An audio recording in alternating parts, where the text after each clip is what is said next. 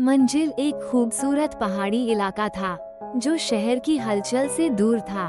रास्ते में सब कुछ ठीक चल रहा था जब तक कि उनकी कार अचानक रात के अंधेरे में एक सुनसान जंगल के बीच खराब नहीं हो गई।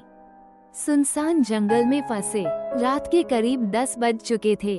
चारों दोस्तों ने देखा कि आसपास कहीं भी मदद के लिए कोई घर या इंसान नहीं था। जंगल में सिर्फ हवा की सरसराहट और झींगुरों की आवाज सुनाई दे रही थी। आदित्य ने कहा, शायद सुबह तक इंतजार करना ही सही होगा, लेकिन तब तक हमें कार में ही रहना चाहिए। आरव, जो हमेशा नए एडवेंचर की तलाश में रहता था, बोला, नहीं, ये जगह खतरनाक लग रही है। हमें आसपास मदद ढूंढनी चाहिए। थोड़ी बहस के बाद चारों ने फैसला किया कि वे पास के गांव तक पहुंचने की कोशिश करेंगे, जो लगभग 5 किलोमीटर दूर था। पहली अजीब घटना, जैसे ही वे जंगल के अंदर चले, उन्हें रास्ते पर एक पुरानी लालटेन लटकी हुई मिली। वो खुद ब खुद जल रही थी, जबकि आसपास कोई नहीं था। निहारिका ने घबराकर कहा, यहाँ कोई है? लेकिन जवाब में सिर्फ सन्नाटा था। तन्या ने सुझाव दिया, हमें वापस चलना चाहिए, ये जगह ठीक नहीं लग रही।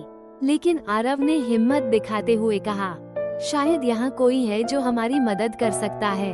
उन्होंने लालटेन को ध्यान से देखा।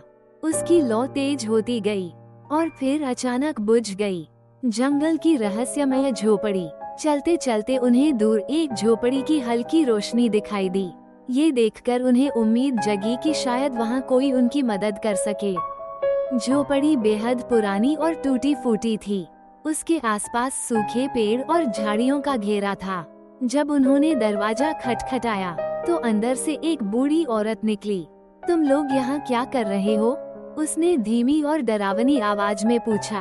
आरव ने जवाब दिया, हमारी कार खराब हो गई है, क्या आप हमारी मदद कर सकती हैं? बूढ़ी औरत ने कुछ देर तक उन्हें घूरा और कहा, यहाँ से जितना जल्दी हो सके चले जाओ, ये जंगल सुरक्षित नहीं है।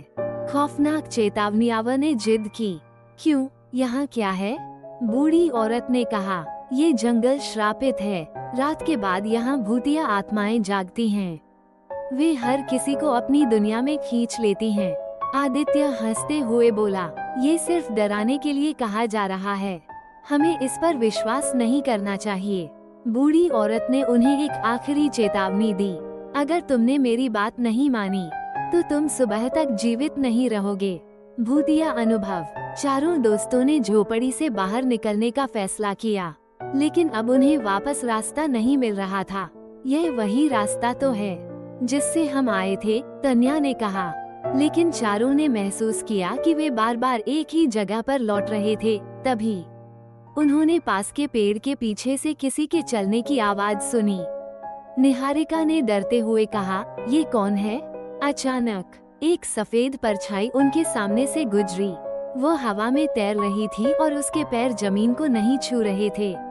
आत्मा का हमला। चारों दोस्त घबरा गए और भागने लगे, लेकिन भागते समय आदित्य कहीं गायब हो गया। आदित्य कहाँ गया? तन्या ने घबराकर पूछा। उन्हें पीछे से आदित्य की चीख सुनाई दी।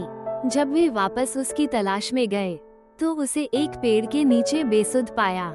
उसकी गर्दन पर अजीब निशान थे, जैसे किसी ने उसे जकड़ा हो।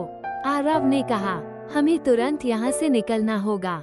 रहस्यमय मंदिर। भागते भागते उन्हें जंगल के बीच एक पुराना मंदिर दिखाई दिया।